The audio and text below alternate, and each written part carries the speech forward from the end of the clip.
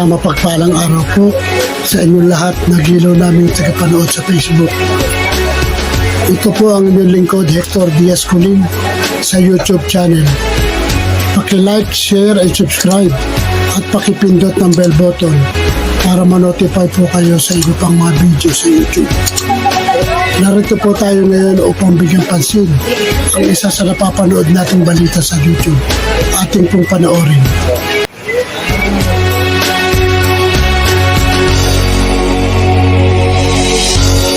Garcia. Chairman, welcome to The Source. Maraming salamat po sa inyong oras.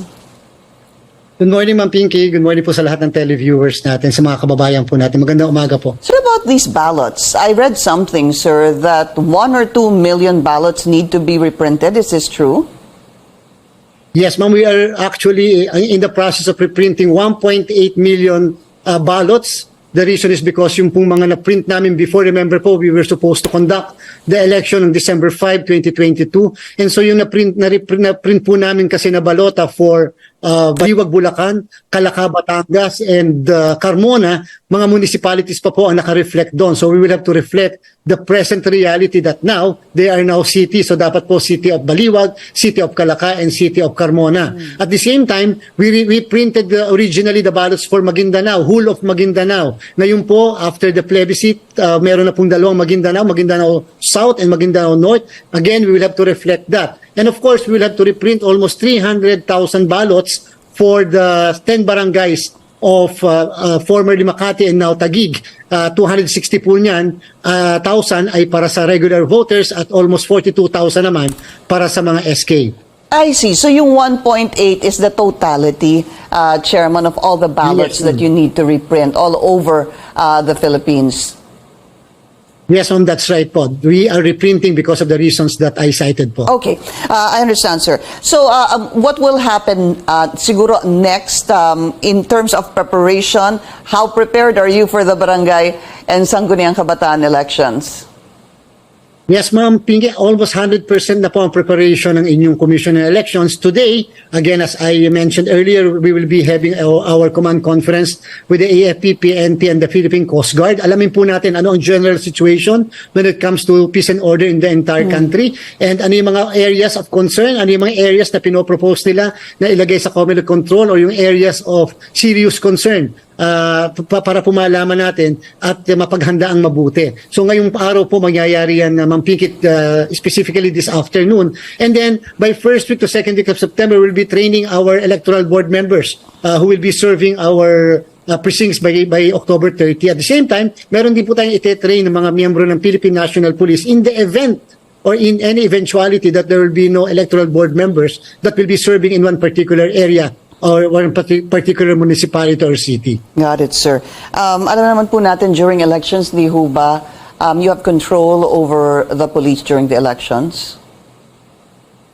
Control over, ma'am, would you kindly Supervision. repeat that? Sa police po, Yes, ma'am. di ba? Yes, okay, we that's have why. control. Yeah, that's why you were saying also there needs to be some sort of training for the PNP aside from the members of the election board. Again, as mentioned by Chairman, maybe to those who may have missed it, the filing of the certificate of candidacy begins on August 28.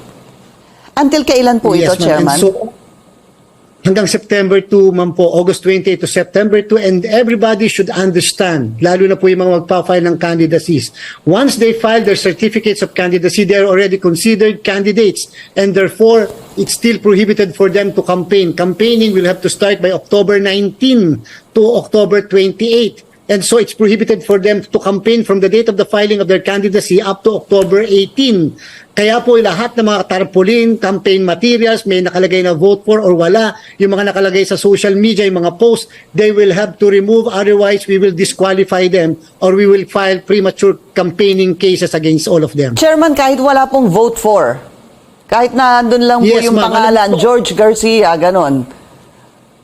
Yes, ma'am. The fact that you are already a candidate and you are trying to influence to the voters, and at the same time trying to convey to the voters that you are a candidate and that you should be chosen during the election. So wag na po nilang gamitin pa yung mga walang vote for. Naging practitioner din po ako and alam din natin kung paano iikutan yung mga ganyan. But however, Di pag bandang huli, ma'am, we will be filing cases against them even in courts and then let them defend themselves. Bandang huli, napakahirap na may kaso sa COMELEC at saka sa korte. Siguro talagang kung gagawin naman nila, they know better, ano po, Chairman, and you've been there quite a while. If it's August 28 to September 2, siguro ang gagawin nila, magpa-file sila on the last day of the filing of the certificate of candidacy. Yes, ma'am. On September 2. And Ma'am Pinky, mabilis lang po. In the next few days, the COMELEC will be announcing certain revolutionary guidelines when it comes to campaign against vote buying. We will be making some presumptions which had not been done before by the Commission on Election. I will cite you an example. If a person will be sending through the modern way of sending money, such as GCash or PayMaya, if they will be sending more than 20 persons, halimbawa, tapos yung amount is isang amount lang malaki na 1,000 or 2,000 tapos walang butal, we will presume that person has engaged in vote buying. Such as likewise, kung yung isang tao, kandidato, handami nakapila sa kanyang bahay a day before the election, we will presume that person has engaged in vote buying and several other presumptions para po hindi nila maliligtasan at hindi nila masasabi that they are not engaged in vote buying. Is that lawful, sir? I mean, how do you prove that? Yes, the Omnibus Election Code merely defined what is meant by vote buying. In fact, yung Omnibus Election Code, ma'am, 1985, December 5. And so, hindi naman niya sinabi kung ano-ano yung mga acts which will refer and pertains to the so-called vote buying. And so, the COMELEC can supplement such lacking in the provision of our law. Pwede namin gawin po yan. We can always promulgate implementing rules and regulation implementing Section 261 of the Omnibus Election Code. Hindi ginawa before, gagawin namin ngayon, then everybody can question our action in our courts of law. But in the meantime, we will implement. If you can still remember, before in 2015, pinatupad nila yung money ban.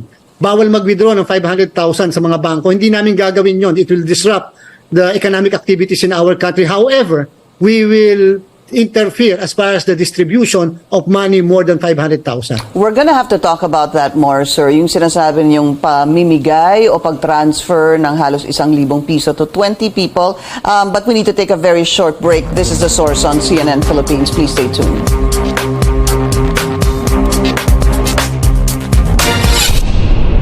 You're watching The Source on CNN Philippines. I'm Pinky Webb. Our source today, COMELEC Chairperson George Garcia. So may kailangan po natin sigurong klaruhin yon, Chairman. Bagong form ang sinasabi nyo ng vote buying na pwedeng kasuhan ang isang kandidato. Again, let's repeat that. One person or one candidate rather distributes 1,000 pesos, sir, to 20 people. Tama ho ba? Ang rinig ko, that can be considered as vote buying?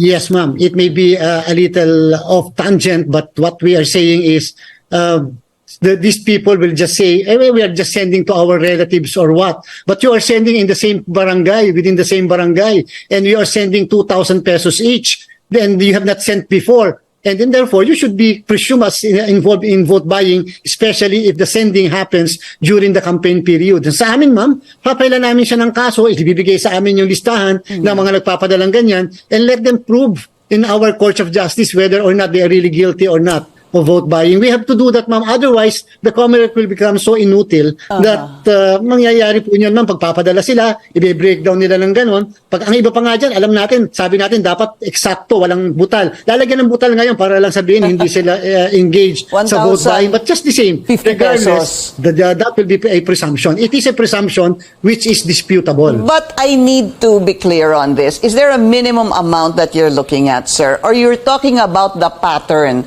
na whatever amount it may be, sabihin natin kahit 500, 800, 945 pesos, pero pinadala, it becomes suspicious, pinadala sa, may minimum din hubang dapat na papadalahan at a particular time? How does that work, sir?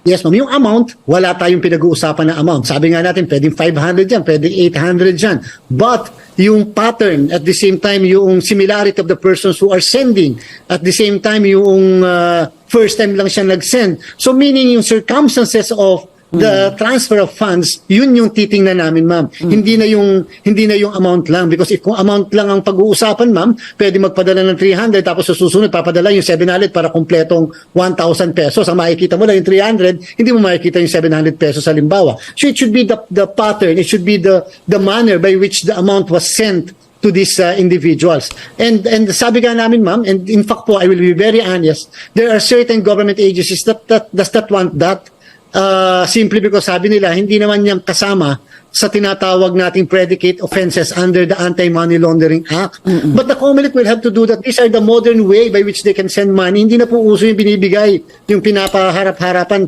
Kinukuha na po yung paraan ngayon. And since the 1985 law does not cover this new or modern way of sending money, then the COMELEC under the Constitution can always promulgate guidelines or rules to cover what is lacking in our law. Have you promulgated this, sir? No, ma'am, we will be discussing it by tomorrow. It's the first time in your program that I am saying this so that the people will be very aware and will be at least babantayan nila yung ilalabas naming guidelines. So there needs to be more discussion on the fine print of this, because from what I'm understanding is if a candidate passes on money and it's basically suspicious, dun po siyang pwedeng ma-charge. Here's the next question, sir. How will you know? Kailangan ho bang number one, may magsumbong. Number two, paano kung gusto ko lang talagang i-disqualify itong isang kandidato, kaya kunwari ako ang magsusumbong? How do you know if it's... Evidence-based pa rin, ma'am. Yes, ma'am. Evidence-based pa rin po, Ma'am Pinky, ang ating pong approach. Meaning there should be testimonies or there should be documentary evidence as the case may be. Kaya po kami nakikipag-usap halimbawa sa Anti-Money Laundering Council. Maybe they can compel this ito po mga companies na to na nagpapadala to submit to the Commission election yung mga transaction.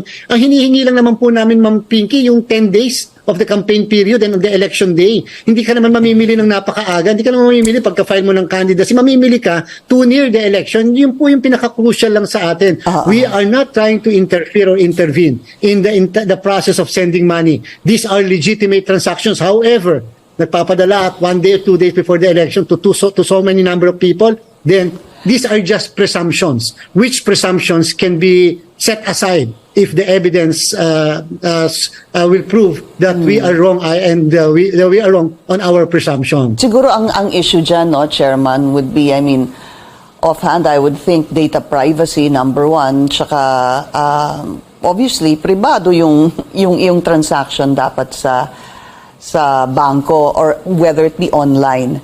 Tama po kayo. Wallet. Tama po kayo, Ma'am Pinky. Kaya baka mahirap, there's sir. No data privacy. Yes, ma'am. There is no data privacy if you are committing a crime. So yung data privacy presupposes that you are not in the commission of a crime. But if you are committing the crime, then you cannot set up any other defense or you cannot hide behind the provision of a law. You're watching The Source on CNN Philippines. I'm Pinky Webb. Our source today, COMELEC Chairperson George Garcia. Chairman, thank you for joining us here on The Source. I'm Pinky Webb. You're watching CNN Philippines.